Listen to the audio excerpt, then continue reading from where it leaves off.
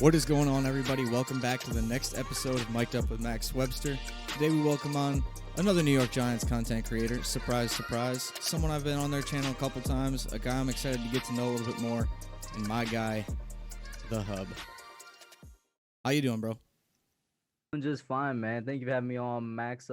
Max, I just realized I really now am seeing a military style haircut on your head. I don't know why I never noticed that before, but I'm Yeah, seeing, I'm saying the low cut brushed all the way back. So I'm doing just fine, man. Hoping everybody listening is doing fine as well. absolutely, absolutely. Um, so yeah, it's been a crazy day, man. Had an interview for a job today, so it's been Hopefully a that went crazy well. day. Yeah, absolutely. I'm hoping, crossing my fingers. But we'll go ahead and jump right into this. So I guess tell us about your YouTube. What can people find on there? Maybe something you offer that other Giants content creators don't. Something unique about the Hub's channel and where they can find your stuff. So yeah, you can find me on YouTube. I tweet every now and again on Twitter. I'm trying to get a bit more active on there. Like just today, for example, the Kyle by Noise stuff happened today, and I was tweeting a little bit about that. Instagram as well. Those are really the three main platforms you can find me on. Giants content creator is what I do: news updates, but also speculation vids. What I mean by that is I make vids on what I think the Giants could do. I make vids on these are players that I like for the Giants. For example, this offseason, I've already made a couple on William Jackson. Tyrod Taylor is a potential backup, as well as the wide receivers like Curtis Samuel. Uh, did I make one on Aaron Robinson? I think I made one on Aaron Robinson as well. You know what I'm saying? Stuff like that. Every now and again, like during the season, I'll make skits, which I think no other Giants YouTuber does. Yep. That's gonna be something I do during the season. Maybe in the off season, if something funny popped into my mind, I'll make a skit for that. But I think the thing I'm best known for is my editing and my animations that I put into like every now and again in my vids for my members and whatnot.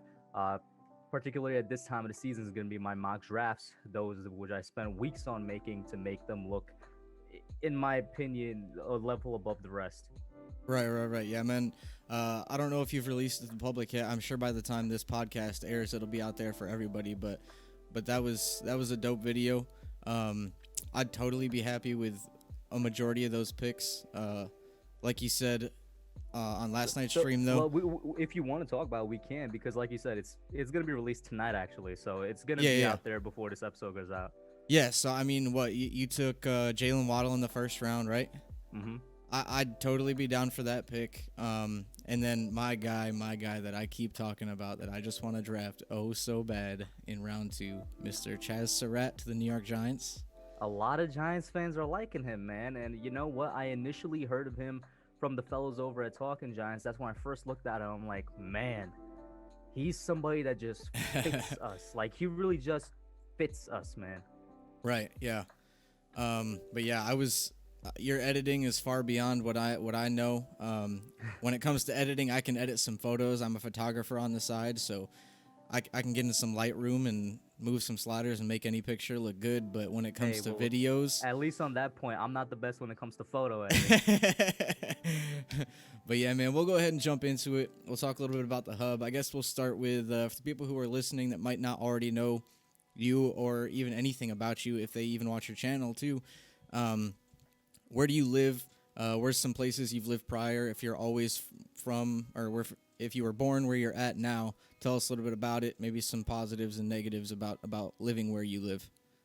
So right now I'm out here in Queens, New York, in the city, NYC. Even though we don't refer to it as the city because it's NYC is actually 5 boroughs, and what people usually refer to as the city is Manhattan. That's where the Empire State Building, Central Park, and all Yeah, that is yeah, yeah. over there.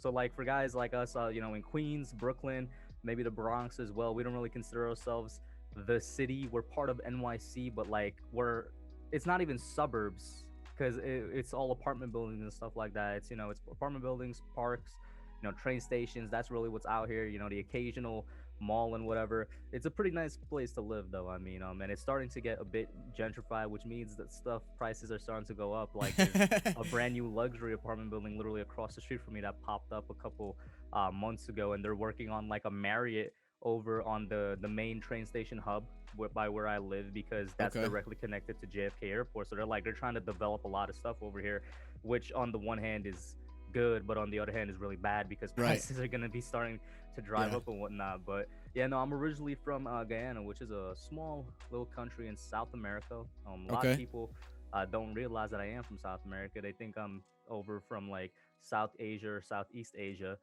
My great grandparents are from there, but I don't really identify too much with the identity there because like I was born in Guyana, grew up there for like the first 10, 11 years of my life. Um, it's a completely different culture over there. We identify as Caribbean culture wise, even though we're geographically in South America. That's mostly because we share a lot of history with the Caribbean islands, that being we're the only English speaking country in South America. That's because the only place that the British Empire had a hold in South America was that small little land that is Guyana. Because you had Portugal over there, you had Spain over there. Britain wasn't really out there in South America; it was just Guyana. So that's why we kind of have a lot in common culturally with the Caribbean islands. For example, if you were to compare, say, the culture of Trinidad, Jamaica, Barbados, Antigua, all of these West Indian islands, as it's so called, it's basically the same as Ghana. That's where we identify with culturally, which is a very weird thing because people always tell me, so are you South American? And whenever I respond, no, I think I'm Caribbean, it gets into that whole thing, that little history lesson, and they Right. kind of get confused sometimes. But it's just the people versus the location type of thing, right there. And yeah, How no, long Guyana, did you yeah, live there for? yeah, like the first 11 years of my life, so So basically so you birth to remember it 11. pretty Oh decently. I yeah, mean, so you have some good memories, I'm sure. 100%. I mean, it's a pretty underdeveloped country as well. It's like 95% of it is still luscious green forest. It's part of the Amazon basin, so 95% of it's still the Amazon rainforest. It's still the sand dunes. It's still a little bit of desert. It's still savannas. It's completely like just in its natural state. It's one of the only countries in the world where it's almost untouched by man. Uh, 90% of the population lives on the northeast coast, which is a very, very small part of the country. And then you got a little another population hub on the southwest, because that's where there's a 3 point connection between Guyana, Brazil, and Venezuela. And that's literally the only reason it's there. The other 90% of the country is all forest, all untapped. Like most of the forest is unexplored, and there's new animals discovered there every day. That's crazy, man. Freshwater fish and stuff like that. Like the nickname for the country is the land of many waters. We have the Essequibo River, which is 5 miles in width at its biggest mouth, and it has thousands of islands within that river. Like it's just so untapped, and it's not going to be untapped anymore because guess what? They found a whole bunch of oil reserves there. So a lot of Western countries are going to try and get the oil. Yeah. It's now officially the largest untapped oil reserve in the world, Oh that wow. they found right off the coast. So it's probably not going to be a very unexplored country much longer, which in its way I feel kind of bad because it's like Right.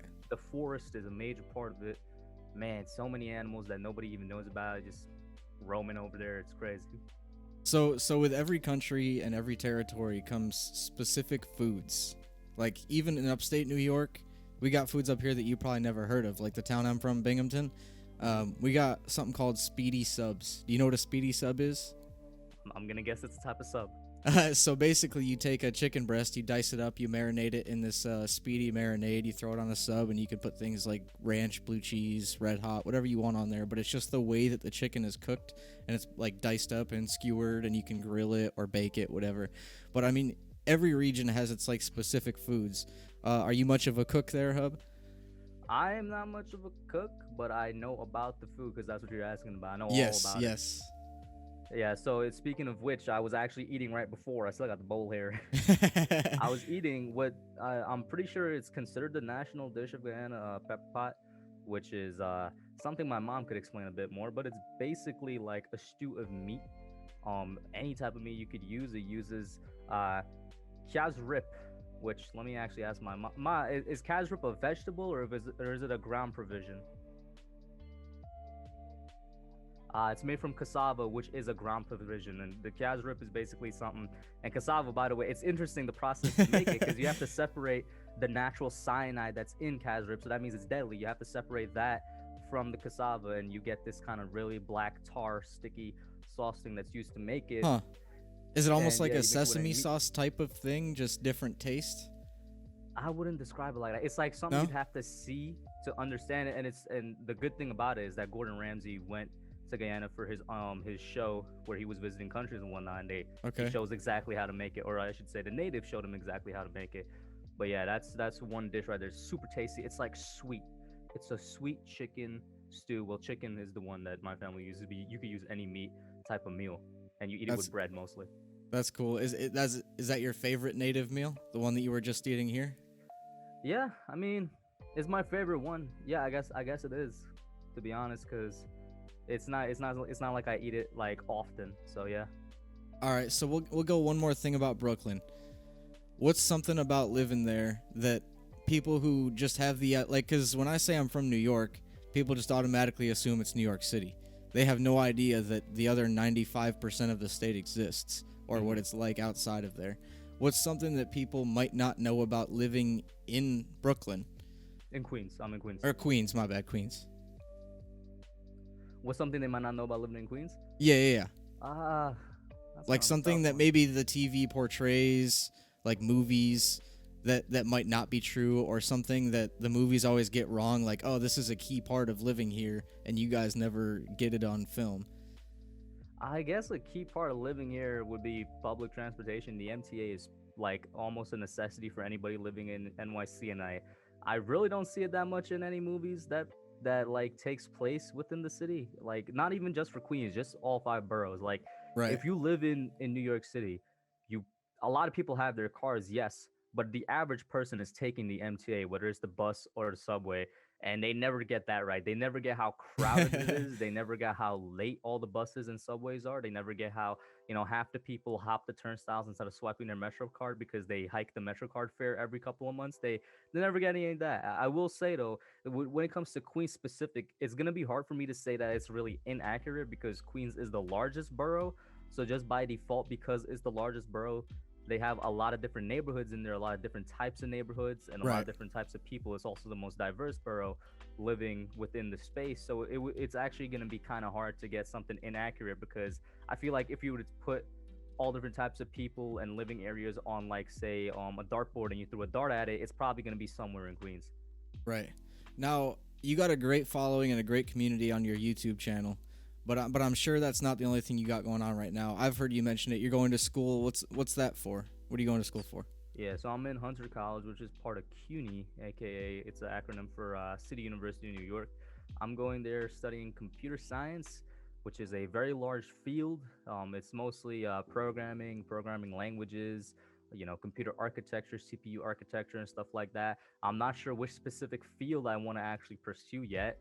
Even though I'm a junior and I probably should be looking at that soon before I graduate, but it's a very wide field, and that's what I'm going there for. I actually wasn't even planning on studying comp sci before I applied to college. And me and you talked about this before. I was planning to study aerospace engineering, Yeah. for my high school days because I was really into aerospace engineering. I still have a love for it, but it's just it's just a part of life where it's like some colleges that were within my vicinity of going just did not offer it as a major, and so I Okay. just went to kind of like the second option, which was comp sci.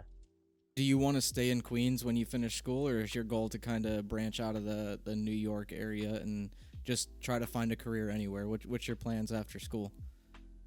I'll I don't necessarily want something. It's just gonna be, hey man, listen, whatever company can give me a job, I'm gonna take it. No matter But if where it is. Yeah, no matter where it is, as long as it's feasible, it's like gonna pay well, which I expect with this Right. field, and it's gonna be something that I could actually do. If I were to want something, like for example, if I were to get to the mindset where I'm like, I know I'm gonna do comp sci for the rest of my life, for the rest of my career, this is something I'm gonna pursue like with all my passion, then I'm probably gonna say maybe I should look towards like Seattle or California in the future, where it's the or like the tech giants of the U.S. right now. All right, so with your YouTube channel, I mean, you cover the New York Giants. Is there any other content out there for your channel other than like talking about Other prospects? Do you also talk about like the Knicks or what? Good question. Because other than the skits and the Giants, as of right now, no. I did a couple basketball videos, I think, during the 2019 playoffs, and they absolutely flopped because I didn't really have a basketball following back then. And I want to get back into it, but I'll tell you, because the origin of the name Hub, when I started the channel, was I wanted it to be a hub of entertainment. I wanted it to be more than just Giants. I started off with Right. Giants because I was like, yo, this is something I can do. I love watching the team in general. I love talking about the team. Start off with that. It's quickly evolved into an only Giants channel. My hope is that one day in the future, I don't know when, I could get back to the original purpose, which was I want to do Giants. I want to talk about movies. I'm a big anime fan and music. I want to talk about the Knicks because I'm a huge Knicks fan and I love what the Knicks are doing right now. And I just want it to be where you go and you could get a couple of different, tastes to satisfy your taste buds and whatnot. As of right now, it's not particularly feasible, and I honestly don't know if it would be feasible in the future. But that was originally what I wanted the channel to be. Giants, Knicks, and just me talking about the movies, music, and anime that I like.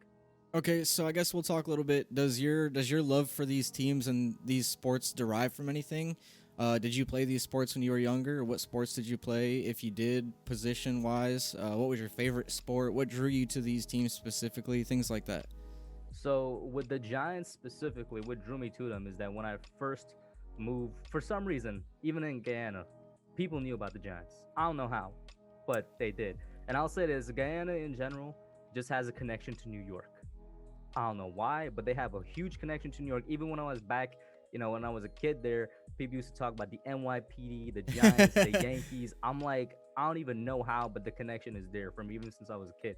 Well, So and New even York before City I is a even, very yeah, diverse place. So, I mean, a yeah. lot of people who come into this country from other places, New York City is not like an off the wall place for them to migrate in through. Exactly. That's a really good point. And so like even before I even came over here, like I didn't know about the teams. I just heard about them before, right? And then when I came here, this was in 2011, came here at such a amazing time for the Giants. I would watch because it was just on local TV.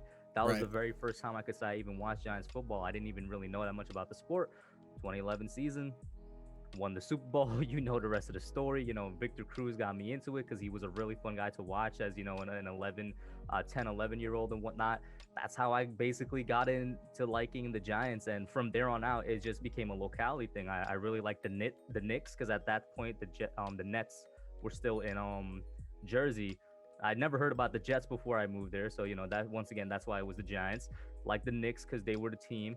And even with the Yankees, I don't particularly watch baseball like that anymore. I'm a very, very, very casual fan, but I always like the Yankees because even when I was back in Ghana, I think I had a Yankees chain or something. I don't know how, but it was the classic NY logo Yankees chain, and yeah, it just became a locality thing.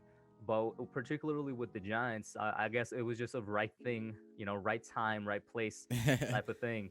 And I did play football a little bit in high school. I was never good enough to make the starting squad. I rode the bench for a year as a tight end slash running back, mostly for blocking and whatnot, not necessarily for receiving or weapon purposes. Right, right, And right. I was also on my school's wrestling team as well. I was on there for I think 2 years. I want to say. Um, I wasn't great, but it wasn't like I was terrible either. But those were really the two sports I did in high school, along with being on which I don't think I ever talked about this before. I was on my school's orchestra, Philharmonic Orchestra, and senior orchestra as a guy that when I came in as a freshman into my high school, I never touched a stringed instrument before, and that's something I'm really proud of. I never even touched a stringed instrument before. I picked up the viola, which is one thing I loved about my high school, and particularly our orchestra and our conductor, Miss Lapierre. I don't even think she's ever going to see this video, but I love Miss Lapierre. She's amazing. She just let you choose as a complete beginner, complete novice to everything. She's like, go ahead and choose whichever one you want to go into, whichever one you want to pick up and study, and we'll get right to work. I picked viola mostly because I was like, everybody's picking violin, and then I see this viola over here. It's a very similar shape, size, different strings though, different notes. Let me try it out. I was like one of four people that picked it, and I stuck with it throughout the 4 years. By my second year, I made it to intermediate. By my third, I made it to the senior. Oh, And when nice. my fourth came around, I was in the Philharmonic Orchestra. And I was really just proud of myself and impressed with that because within 4 years, I basically mastered the instrument, um, like as much as you could, like at a high school level, right? And the thing about our orchestra, Brooklyn Tech Orchestra, is that it's probably one of the best, not only in the city but in the state. Like this is an orchestra. We were invited to perform at several music festivals. We were invited to perform at like mayor balls and stuff like that. That's cool. Like it's a very well known and extremely good orchestra. Like so, for me to make that jump from knowing nothing to going at the top one available at the school, I was always very proud of. That's dope, man. So I gotta ask you, do you still play? When was the last time you picked up a viola and And went at that's it? where it gets sad. As soon as I left, because violas are expensive, I haven't touched it since 2018, since I left high school and came into college. And I always tell myself I'm gonna save up and buy one for my personal use one day. But whenever I actually go to do it, I'm just like, it's not feasible because I'm so busy right now. And then it's like if I play it in the apartment building, I'm gonna get complaints from the neighbors, and it's like, Is it a loud it's instrument? so sad. It's not. I mean, any instrument is loud. I guess you could say it's not Yeah, exactly yeah. like you could control the volume of it. When stringed instruments, in order for you to know that you're playing something correctly, you're gonna need to actually kind of go a little bit hard so you could hear the notes. So in that sense, it is kind of loud. It's not super loud like a guitar or anything, but for you to know that you're actually doing something right, you definitely need to clearly hear the notes that you're playing. But man, like my friend, for example, I have a friend Andy who was, funnily enough, the first ever friend that I made at high school in orchestra, because orchestra was the very first class of my freshman year of high school, and he was the first dude I met, and we're still friends now. We go to the same college now too. We both study comp sci. Like it's crazy. Like we've known each other for so long. Love him. He did cello, and he was on wrestling with me too. He did cello in high school, and then now in at Hunter, he's playing viola because I didn't even notice. So maybe if I knew it earlier, I could have hopped in with him. But I didn't know Right. Hunter had their own like music class, music theory studies, and stuff like that. Uh-huh. He did though, so he hopped in and he was like, he's gonna switch to viola. He's been doing that. If I knew that from earlier, I probably would have just continued on my way. You know what I'm saying? I would have continued playing viola throughout college as well. But it's like I only found out like last year, and by that point, I was like, yeah, it's gonna be kind of late for me to hop in. Right. Yeah, yeah, yeah. I totally get that, you know. I've been playing the guitar since I was like 7 years old. My dad played the drums forever, so I picked up the drums a little bit. My best instrument is by far the guitar. I play guitar, drums, bass, keyboard. I picked up the ukulele just to learn the song "Somewhere Over the Rainbow," just I to feel like kind of as a everybody did joke. that at one point. Just kind of as a joke, but yeah, we'll go ahead and jump into some Giant stuff if you're down real quick. Get your opinion on a couple of things. So someone you've been having call into your show a lot, a good friend of mine, Mr. Joel Yaddo. He loves his offensive linemen. And a Mm-hmm. question I had for Tana last week: if all we do is we bring in a swing tackle like Cam Fleming, his intended purpose in being here, someone like him. It doesn't necessarily need to be him coming back, but just someone who's gonna swing between the tackles and be a backup if necessary. And we move forward with Peart as a starter. Are you comfortable with that for next year? Because I don't care. I mean, KB loves the guy. There's several people who love the guy, but I don't think anyone can say they've seen enough to definitively say he's our right tackle moving forward. You can have confidence in the guy, but I just don't think that there's been enough eye tests to truly know, can we trust this man for a full season? So I'll just get your thoughts on that, if you trust him moving forward, and then maybe we'll talk about some Nick Gates stuff too. So I don't know. This might surprise you a little bit because I do really love Matt Peart as our right tackle as well, just like KB. And in fact, I think yeah, me and KB mocked Matt Peart to us. I mocked him directly at pick round 3, pick 99 in my second mock draft of the 2020 off season. So I was like on the Matt Peart train for a while, and I do really love the guy. I do think he can be the right tackle of the future. And listen, your question was, am I comfortable if he's the starter and Cam Fleming's the backup? I'm completely comfortable with that. It doesn't necessarily mean that I see him as the legitimate franchise right tackle of the future. It just means I am comfortable with him being the starter next year and Cam Fleming being the backup. And I hope that he could develop into that franchise right tackle of the future, because that's what I saw when I was looking at him that offseason. I saw a lot of potential. And I agree with you in the sense that we need to see a bit more from him, a bit more consistent play, and just maybe just it could literally, that means being the first 2 weeks of the season. I just need to see 2 great games from Matt Peart, and then I'm completely on board. I'm like halfway on board as of right now, but I would be comfortable if he's the starting tackle and on the right side next season. I am. So you're comfortable moving forward with Matt Peart as a starter for at least next season to For at just see least what he's next got. season, yes. That yeah. Okay. Once again, it doesn't mean that I think he's the franchise right tackle yet, but I do think he could be the Right. franchise right tackle. Right. So I guess the other talk that Joel brought up was moving Nick Gates away from center. Now I've talked to him since the last episode that I recorded with Tana, and I guess I misunderstood what he was saying a little bit. He basically, what I heard the first time was that he wanted to move Nick Gates away from center, move him to guard, and get a different center in here. But basically what he was saying, or no, he wanted to move Gates to tackle. But what he was trying to say was if someone goes down on that offensive line, like a tackle or a guard, Nick Gates is the only person that he trusts to replace that person. Thus, he would then move him over in case of an injury, and then plug someone else in position at center where Nick Gates is currently playing. So I don't know. Who would he be plugging in at center? I don't know. Maybe Shane Lemieux. I don't know. Depending on who we bring back as guard, or we draft someone, because he's all about taking those offensive linemen everywhere we can this year. And so, I get it. Okay. You know what I mean? Our offensive line's nowhere near finished, I don't think.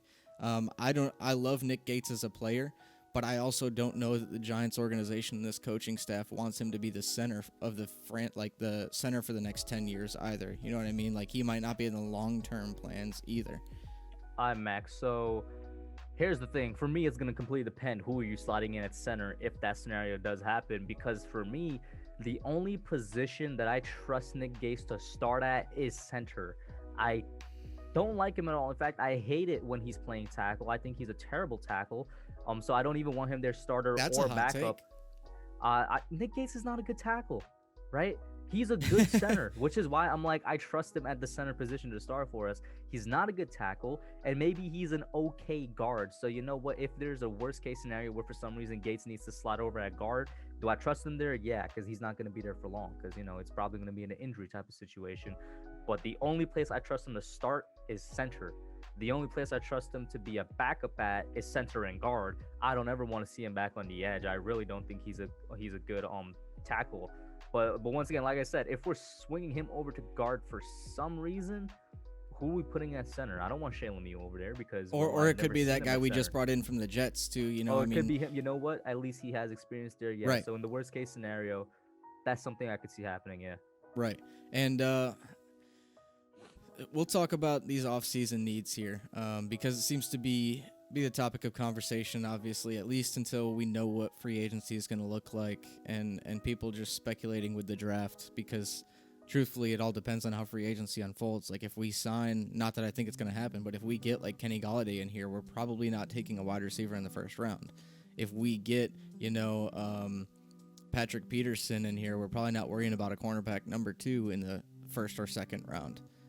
So it's all predicated on free agency. But the 3 needs that everybody's been screaming for is wide receiver, corner, and edge. And I got Tana's opinion on this last episode, but I feel like people are just kind of forgetting about O'Shane Ximenez and Lorenzo Carter. Now, I get Lorenzo Carter just had an Achilles tear. Who knows how the man's going to come back and play? But we can't go crazy drafting a position of outside linebacker and edge when we have players there and we just don't know what we're going to see from them, right? It's like going out right now, and if Leo walks, we go draft 2 defensive tackles. Doesn't make much sense because we still have Dexter Lawrence and BJ Hill. Just because we've seen a small sample size doesn't mean we got to move on. You know what I mean? We still have to see what we have in these players. And so edge for me this year, I'm not even worrying about it. I'm not worried about it at all. I just want to see. I'd like to bring back Kyler Fackrell and move forward with who we have. I wouldn't be opposed to bringing back Jabal Sheard if we can get him on a cheap deal. He didn't do too bad. Him and Kyler Fackrell, kind of like, if you put them on the field for the same amount of time, they had similar stats as far as like pressures and stuff like that. So I wouldn't be opposed to Jabal Sheard, but he is older. So Kyler Fackrell is the guy I look to bring back. And then as far as the edges go, I'm not worried about taking our edge rusher anywhere this year in free agency or the draft. I'm worried about weapons, not necessarily just wide receivers, but weapons.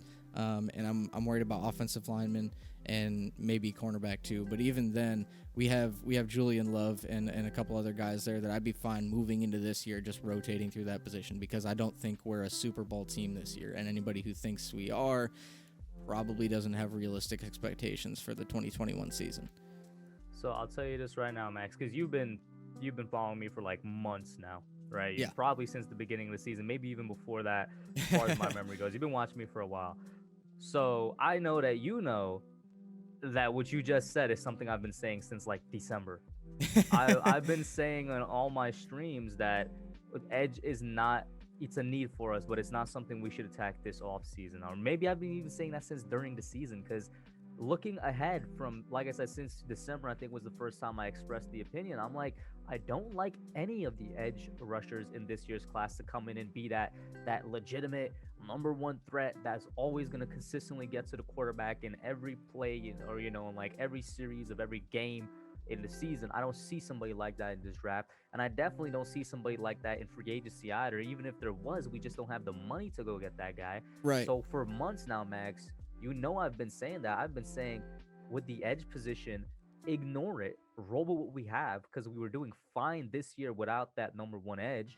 The goal should be to re-sign as many players as we can, ideally everybody. Roll with the guys in Carter and in Fackrell. Sheared, I'm not that confident in Zimenez anymore. I could get into that a little bit later, but definitely Carter and Fackrell for sure. Who, like I predicted before the season began, I was like Carter's gonna have a great year. He was well on his way to having a breakout year. Then the Achilles happened. We're gonna be fine there, because guess Right. what? This has been my argument for the entire time. Not only is there not somebody we could actually get, but should we just leave the edge alone and re-sign everybody or most people on the defense and still improve that defense by getting the second corner and or the second middle linebacker? It helps out us getting to the quarterback even more, because you're still improving every other part of the defense. You're still Right. Right. increasing your coverage ability. You're still increasing your run stuffing ability, and you're still gonna by default get to the quarterback even better than we were last year. I think we were a top 15 team in getting to the quarterback this year, maybe even top 12, something crazy like that, Right. without that number one edge. That's always been my outlook on the offseason. Not a lot of people like it, and a lot of people want to get the edge that bad, which is why I've had an edge in each of my mocks. No fear though, my third mock and the final one of this year that I'm gonna make is gonna be what I want to do for the Right. Giants. And honestly, I think it's pretty good plan, because like we both agree on, the edge ain't necessary. We're gonna be fine without it. Next year, Even if Leonard Williams is gone, I'm not worried about the edge. Exactly. Next year, even both in the free agency class and in the draft class, there's gonna be better options. Like we're gonna be fine rolling in without doing anything to the edge this year. Right. So I guess that'll kind of lead into a topic you talked about today. Now, I didn't get a chance to watch it. I know you made one, but Kyle Van Noy is being released from the Miami Dolphins after one season off of a 4-year deal. This man came out and said he was shocked. This is somebody that a lot of Giants fan wanted last year to come play for the Giants. And he was actually looking at it seriously too. Right. And so I guess I'm going to ask you here, what's your opinion on Kyle Van Noy? Do you think it's a realistic player we could get? What would you want to do with him, and what kind of deal would you be looking to sign him for? So yeah, by the time this comes out, like most people will see the video on here, so I'm just gonna kind of regurgitate what I said in the vid, which is yes, Kyle Van Noy is a very realistic guy to look at in free agency right now for the Giants, because the main two things is, one, we were interested in him last year, and two, he was interested in us last year as well. One thing myself and other content creators love to point out, because if it slips a lot of fans' minds, is that free agency is a two-way street. The player has to want to come here too. Right. I think at the end of the day, it came down between us and the Dolphins, who he was deciding to go sign with the Dolphins. Didn't have the greatest experience there, in his own words. I posted a tweet about that, and I put that snapshot in the vid as well. He wasn't happy that he gave so much of himself to the team. He was a team captain. He played through a hip injury for them, and they just kind of got rid of him. Not even halfway through his deal, just a quarter way through his deal. Which is insane. It's a 4-year, $51 million deal. Like, it's just insane to me. After 1 year, I can't imagine that. Which is why I said the only way this makes sense is they're planning to bring in somebody of great value very soon. Whether that's the more popular idea people are thinking it means a trade for a quarterback, or I think also very realistic, they're going to plan to sign one of the wide receivers or trade for them, depending if they're tagged in Galladay and Robinson, and then they'll use that third pick to get Sewell, which I think is a pretty realistic take for the Dolphins to do. Right. But getting back to Kyle Van Noy, yeah, it's somebody we should definitely look at. is somebody that has a lot of connections here. Logan Ryan said he wants to recruit him. Logan, go do your job. You played on the team with him for a long time. Also, you could tell him, hey, the Giants take care of not only their players and their families. That's the first thing I thought about when I read that Bando was upset he played to his injury. I'm like, hey, yo, Logan, bro, we kind of saved your wife's life. Yeah. You could definitely relate that to Calvin knowing get him over here. So yeah, and obviously the connection to both Graham and Judge when Graham was in New England with over there as a defensive assistant. I can't remember if he was a linebacker or a defensive line coach in New England. I don't know. For a time, I can't remember. Graham was over there. But hey, man, Calvin Noy, come on over. Your versatility is the thing that attracts me to him so much. He plays both outside and inside linebacker. He's a good outside linebacker. He's logged at least 6 sacks, I think, the last 3 or 4 seasons when he's playing that. And he's a good inside linebacker. Definitely somebody reliable to have defending the passing lanes, which is what we're looking for in our second guy on the linebacking core to do that. And I think a rotation of him and Tay Crowder is going to be elite. Because this is another thing that I've said since December. We don't necessarily need to go get one good second middle linebacker. We could get somebody that could just rotate with Tay Crowder and we'll be fine. And I think a rotation of Tay Crowder and Cowboy Noe next to Blake Martinez is going to be potentially elite, in my opinion. I think that's going to perfectly take care of the pass defending linebacker that we're looking for and just a good second middle linebacker. Like, you could have 2 players rotating there and be just fine. I think that's a way to go. Now, what are you looking to sign Kyle Van Noy for if you're the New York Giants GM? That's where it gets a bit difficult, right? Because he's gonna go for around 10 mil, sub 10 mil, I think. Especially in a situation. So you're thinking like, 8-9 area? Yeah, especially in a situation like this where a player just gets cut, throughout their contract, whether it's their fault or not. They go for usually lower than what that contract was. Right. So if that's the case, I want to sign him for sub 8. That's probably unrealistic. I want to sign him for like 7, if possible. 7 mil on like a 2-3 year deal, if possible. That's the same amount we signed Logan Ryan to. But he's probably gonna go for like 8 to whatever team he goes to. If he comes to the Giants, that means there's a cap casualty in either Jabal Sheard or Kyler Fackrell. But it makes sense because like I said, he plays both outside and inside linebacker, so that would make sense. Well, and I don't know about you, but in that case, I'd let Jabal Sheard go simply for the fact that he's the older of the 2 people. Kyler Fackrell's got more football ahead of him, I think, than Jabal Sheard does. And I mean, Kyler Fackrell's biggest impact play was that was it interception or fumble recovery? It was the pick 6 on Dak. Yeah, the pick 6 taken back. I mean, I can't remember a single play like that from Jabal Sheard. To be fair, like I said, they have similar stats. Yeah, I was about to say, to be fair, Jabal Sheard was very effective in his playing time. Yeah. I'm not hating on Jabal Sheard, but because Fackrell is younger, because he had that splash play to go, okay, this guy's got some gas left in the tank. Although the stats might be similar, those 2 facts alone are going to be the reason I'd bring Fackrell and let Sheard walk. What are your thoughts on that? To play devil's advocate on who to bring back, I will say this in favor of Sheard is that I'm pretty sure he's heavier. He's bigger than Kyler Fackrell, right? I'm like maybe. I'm not 100% sure on that, but I think he is because I do remember him being even placed on the line at times, which I don't think Fackrell was ever placed on the line. So maybe even in terms of like usability, he was used in more than one place. Yeah, maybe. So we'll go ahead and leave the Giants be for just a little bit. So it could be a time from when you were a kid, or it could be from your time in Queens. Just go ahead and give me a story that impacted you. It could be a funny story. Could be something that just helped form the person you've become today. But just something your viewers don't know about you, and every time they hear the story, they think about the hub. That's going to be really hard to come up with in a short amount of time. I'm going to have to go through my memory right now and think. And this is where I hate having such a bad memory in times like this. Yeah, no, like Tana gave me his story about driving through the streets of Long Island, right? Dropping water balloons. Bobby gave me his sports story where he remembers being a dirty football player. So just give me something. It doesn't necessarily have to be something crazy. Just something that your viewers don't know about you, and every time they hear like this story or sequence of events, they're gonna go, "That's Hub right there." You got anything on mind? The only thing that's coming to mind is what I wrote my college entrance essay on, which was about it's not necessarily something like inspirational or like it's just something that like reflects the things I like to do in my free time more so. So basically, City Field, which is only a train ride away from me, obviously home of the Mets and whatnot.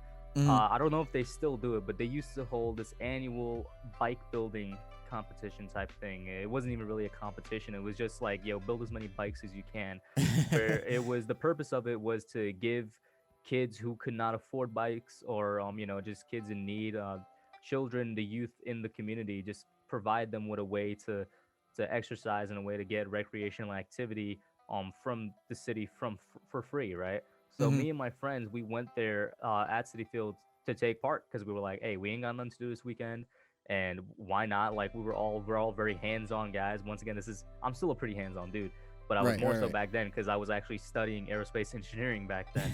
right. So engineering in general is a very hands-on field to be in, and so we went over to City Field. Like I said, it's like probably a 45-minute train ride from me, which to some people might seem like a lot, but when you're in the city, it's really not. It's like it passes by so quickly, and to get anywhere, it's almost 40 minutes minimum. But we get there, it was like four or five of us, and they literally don't even hand you the instructions. I guess that was probably the competition part of it. It's like figure it out on your own, but build as many as you can. And you just get a ton of bicycle parts sat in front of you. You get an Allen wrench, you get a screwdriver, and I think that was about it. And in my mind, I'm like, yo, is this really the only tools you need to build a bicycle? Like, are you serious? And like, you just get a bunch of bicycle parts, the wheels, the handlebar, the seats, the frame, like everything in pieces. And it's just like, yo, figure it out, put it together. And it took us like 3 or 4 hours to build just the first bike. And it's only like a 6 hour day that you're there for. Right. It took us like I want to say 3 or 4 to build the first bike. And we were like, yo, we not finishing how much they have us here. And then that was all of us working on one, and then we are like, all right, we got to split up because there's no way this is working. So then we split into two teams, two-man teams, and it was just rolling from then on. Because like once you build the first one and you figure it out, the Right. steps are in your head and you just know what to do. And it's also just more efficient to have a two-man team because you don't have like that extra person standing around doing nothing, and that Right. just takes up time. And like by the time the 6 hours finished, we ended up building like 6 or 7 bikes That's with cool. with the last two, and it was just like, yo. And I will say this, I can't guarantee the safety checks of them. Maybe a couple screws were a bit more loose than they should have been. Maybe the seats weren't adjusted properly or whatnot. But that was something I really loved doing, and because it involved so much of things that I like to do. I like to build stuff. I love to have my hands when it comes to mechanical stuff and building it, putting it together. um Hey, yo, if there's anybody out there that loves Legos or kids that loves Legos, they're probably gonna be like that when they grow up. They like to put things together and Yeah. whatnot.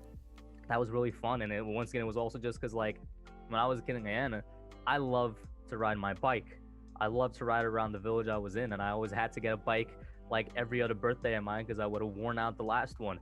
So I was like, I want somebody else to have that experience as well, and that was the whole point of the Citibank, because Citibank, City Field, the Right. Right. Citibank Right. bike building competition as they call it, but really it wasn't. It was just them getting volunteers who just wanted to like give to kids to build their bikes for them, Well, that's which cool. was So, kind of so at the fun. end of it, you just give the Yeah, at bikes the to a end, bunch of yeah, kids. well, we give it to the city. I don't know if it's employees or like the people that are overseeing the event. We give it to them, and then they would distribute it, at some other time to youth across the city. I'm guessing it would go to maybe places like YMCA and whatnot. Maybe like Right. Right. YMCA's would Right. give it out, but yeah, stuff like that. And at the end, they did give us people that did well. They did allow you to take one of the bikes home, and I have one of those. It was the one that I worked on. I have one of the 6 or 7. It's in storage right now because it's winter, and to be honest, I haven't used it in a while just because I've been so busy. But I have one of those. It's one of my best memories. It's like it's a literal whole entire full size bicycle that I built with my own hands. So yeah. That's cool. That's cool. So we talked a little bit about the transportation in New York and people kind of taking the train everywhere. But just talking about bikes, is that a pretty common mode of transportation in the city as well?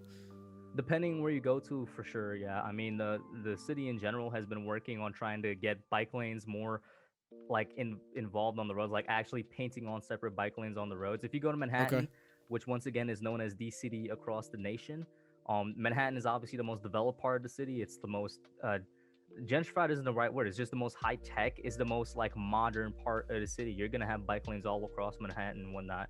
Not so much in the other boroughs.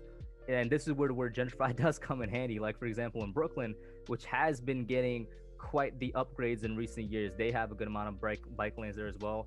Around where I'm living is now getting it. They're trying to involve it because even though just public transportation is a great alternative to cars and it's a great alternative for the environment itself, it's still a mode of basically a car, a vehicle.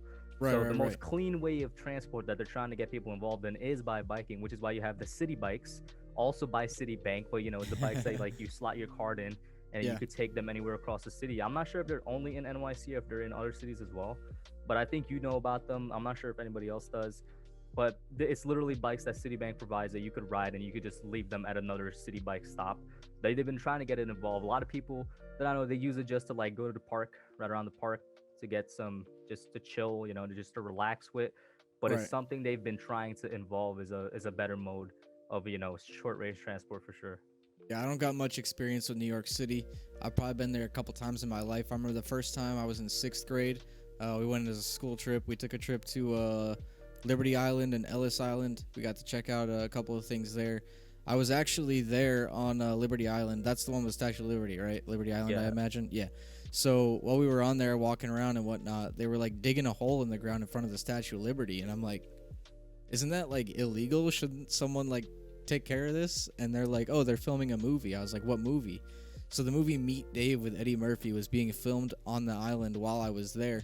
And in the beginning of the movie, he comes down from the sky as a fireball and lands right in front of the Statue of Liberty. So they were digging the hole in front of the statue and pouring sand and all that. And there was rumors he was on the island. I never saw him. Nobody else in my class ever saw him. But the only other time I think I've ever been to New York City was in high school. I worked at the student store, and one trip we went to a Yankees game out there, and I think it was like 2012. I'm pretty sure that was the new stadium at that point. Hmm. And so that's the only other time I've really ever been New York I'll tell you City. this. You were asking about the Queens factor earlier. I guess one thing a lot of people don't know is that a lot of shows and network television and movies are filmed in Queens, probably more than any other borough, I would say, because once again, the size is just, it means you have a lot of locations to choose from. Kaufman Right. Studios is down in Astoria, which is a whole complete movie studio set down in Astoria, Queens. Like literally an entire section of that town is just Kaufman Movie Studios for you to film there. And in my old apartment building, which is just a couple blocks away from my current one, Law and Order SVU filmed there a bunch of times because the courthouse is right across the street from me. The courthouse that you see in Law and Order all the time is that specific one. They film there whenever they do their episodes. They filmed the episode in my building at one time. And then there's the show with Ice-T, also another police one. Maybe it's also Law and Order, but the one with Ice-T in it, that's also like a detective show filmed there. The movie that came out around 2014, 2015, I think it was Bridge of Spies. Bridge of Spies filmed on the roof of my old apartment building and stuff like that. Like That's that cool. particular area just a couple blocks from me in recent years has been a hub for just filming stuff, whether it's movies or network television. And then at my high school, Brooklyn Tech, if you guys know the show Gotham, which is about the young Batman and Jim Gordon, that they filmed a bunch of episodes in my high school gymnasium and right outside on the block to get the shot at the high school to use for the police precinct as well for Gotham. And that's another hub where like they film a bunch of stuff. Right. That's pretty cool, man. So I'm gonna ask you a kind of a loaded question here. Maybe it's not a loaded question. It depends. Tana had a pretty loaded answer. Why did you become a YouTube content creator? What drove you to want to make a YouTube channel in the first place? Oh, well, I guess I don't have a loaded answer. It was a lot of, it was inspiration from a lot of different creators. At first, because going back to what I said, I wanted the hub to be when I first started. I wanted to be more than just sports. I wanted to be entertainment. At first, I was inspired by guys like RDC World One, who I'm a big fan of. Like, I discovered them back in like 2016, 2017 when I was in high school. They're basically, for those of you that don't know, they're just a bunch of friends that got together and started a YouTube channel to make like comedic skits and relatable skits and whatnot. And right now, they're well over 1 million subscribers. They're so popular, so well known that guys like LeBron James know who they are and follow them and stuff like that. And they started off from just being a group of friends with one camera that just start filming, and like a couple of them, like Some of them dropped out of college to invest in the business of RDC, and it's working out. You know, they all live in a big house together. It's like making their own dreams come true, Yeah, and that's that's actually awesome. what RDC stands for. Real dreams come through. Like, so from the beginning, they've always had that idea. That was one of them that inspired me. From the Giants side of things, all the big Giants creators today, they also had an effect on me as well. I'm like, hey, I watch the Giants. I could give my opinion and whatnot. I could get on here and I could do it. And at first, when I was doing it, it was just me giving my opinion. But like I said, it evolved into me now wanting to give my own style of videos, whether it's the heavily edited ones that I have out once a week or, once a month, or if it's just me, my speculation vids and whatnot. Like, it's Or, become something else now. right, It's almost become or just making a silly skit for your viewers to get a exactly. good laugh in between the stress of watching the New York Giants play football. Exactly, man. And like it's also almost become like a personal project because all my editing that you guys see, it's self-taught. I did not know how to use any of these programs before I picked up YouTube. I had to learn it by myself and with the help of my good friend Farhan, who is actually really, really great when it comes to like media stuff. But it's like self-taught. So it's also just become a way of me developing a skill that could be useful in the future with video, audio, and 3D animation editing and stuff like that. So I mean, it just came from a fan watching people he was fan, guys that he was fan of, saying that I could do that as well. So not particularly a loaded answer, but just I think one that maybe a lot of people could relate to. Yeah, for sure. All right, so we're kind of to the part in this podcast where we do our rapid fire questions. So Okay. go ahead and get loose. Yeah, We'll I we'll just have spit to. some questions off, and just give me the first answer that comes to your mind when this question gets read. Whenever you're ready, I'll go ahead and start. All right, go ahead. All right, favorite board or card game? What do you got? Uno. All right, favorite beverage? Alcoholic if you're old enough, or you drink non-alcoholic if you're not, or both. Um, Non-alcoholic. I'd go brisk iced tea. I don't know why I love brisk iced tea. Okay. What? Alcoholic. I'd go probably Coors. Okay. Coors Light. All right, favorite cake? What do you got? Red velvet. Red velvet cake. All right, biggest fear. That's between the dark and the ocean, to be honest. The You ever dark spend part of time in the ocean? Huh? You ever spend time in the ocean? Yeah, I go to beaches quite a bit. I love swimming. Whenever Corona's over, which is starting to sound like, hey, yo, whenever the world Yeah. ends. But Yeah, right. whenever pools open back up, I'm definitely gonna go back. I love swimming, but the dark part of the ocean is actually, yeah, that's pretty accurate. If I get to the part of the ocean where I can't see below my feet, I'm scared. All right, how about a job that you'd be really bad at? Really bad at construction, because I actually did it and I broke this finger and I had to get a stitch, like the bone was popping out. Uh-huh. So it's because I actually did it and I know I was bad at it. All right, favorite movie? Favorite Forrest Gump. Dream vacation? I've never thought about that one. Greece. Greece? Any particular place in Greece? Anywhere Or I could anything you want to observe, see specifically? anywhere where I could observe like Greek mythology and stuff. And Greek coastlines are beautiful. But I said Greece just because I'm a big Greek mythology fan. Okay, this is one I've asked everybody too. Besides your wallet and your phone, what's a must-have item on your person at all times? And don't give me glasses, because, I mean, you wear them all the time anyways. Besides wallet and my phone, must-have item. For some reason, the only thing that's coming to mind is water. Okay. I don't know why. I do drink a lot of water. Yeah, I mean, That's that the only thing works. that's coming to mind. There you go. Yeah, all right. Favorite subject in school?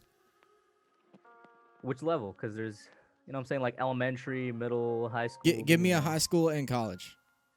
So at the high school level, I'm not gonna say orchestra because it technically doesn't count as a subject. I guess I'll say environmental science. At the college level, so far, it's finally enough been Greek mythology. I took that 2 semesters ago. That's cool. That's cool. All right. We kind of touched on this a little bit, but if you got a different one, what's a hidden talent of yours? Okay, so I did the music. We talked one. about the viola. Yep. I Do you- did do you the, have the another? hands-on.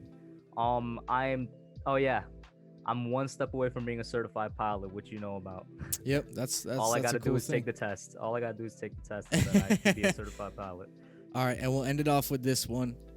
Who is your celebrity crush? You gotta ask me at what age, bro. It like changes a lot. Today, right now, who is your All right, celebrity crush? you know, I'll give you the one that was most prominent when I was a kid was Megan Fox back when she Megan was like doing the Fox. Transformers movies. Yep. As of right now, probably Amelia Clark. Ooh, I'd say she's got to have that Game of Thrones wig on, though, man. Something about the Khaleesi hair gets me it's the going. pure white hair. You know what I'm saying? It's if it ain't her, I have the face in my mind, but the name is completely slipping me from the MCU. MCU. ScarJo. Oh, Scarlett Johansson? Yeah. Yeah. Last episode, Tana talked about a couple. I was like, my perfect woman is if I can put Mila Kunis's face on Scarlett Johansson's body. That is like... No, bro. Emma Watson's face. You're an Emma Watson guy, huh? Yeah. That was like when I was like 12 to 14. All right, man. So I just want to thank you for coming on. First of all, we're going to go ahead and wrap this up here. I know you got some things to do. Going to be a busy night for you. I know you're going live a little bit later too, so I'll look forward to seeing you there. But I'll go ahead and give the floor to you for a little bit. Go ahead and plug what you want, whatever you want to talk about. Just have at it, bro. Well, first of all, thank you, Max, for having me on. Shout out to everybody that might be watching this during the premiere.